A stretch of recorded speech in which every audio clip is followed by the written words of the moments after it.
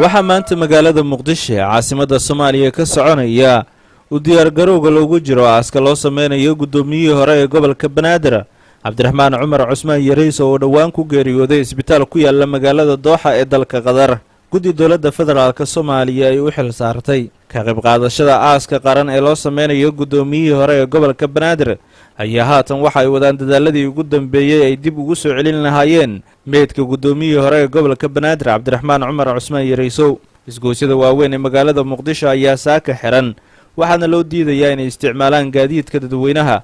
sidoo kale wadooyinkaasi ayaa waxaa maraya gaadiidka ay leeyihiin ciidamada dowladda federaalka Soomaaliya. isgoysyada xiran ayaa saaka waxaa ka mid ah isgoyska Siinaay, kan Howlwadaag, isgoyska Bakaaraha, isgoyska Tarboonka iyo weliba Digfeer iyo weliba wadada Taleex ee magaalada Muqdisho. gudoomiyaha aaskiisa ayaa la filayaa inay ka qayb galaan madaxda ugu sareysa dowladda federaalka Soomaaliya uu ka mid yahay ra'iisul wasaaraha Soomaaliya Xasan Cali Kheyre, xildhibaano iyo wasiiro ka mid ah dowladda federaalka Soomaaliya. gudoomiyaha ayaa 24kii Julaay ee bishii aynu soo dhaafnay ku dhaawacmay qarax ka dhacay xarunta dowladda hoose ee magaalada Muqdisho xilli halkaas shir uga soconayay gudoomiyaha gobolka Banaadir iyo weliba mas'uuliyiinta degmooyinka gobolka Banaadir kaasoo looga arinsanayay xaaladda guud ee gobolka Banaadir.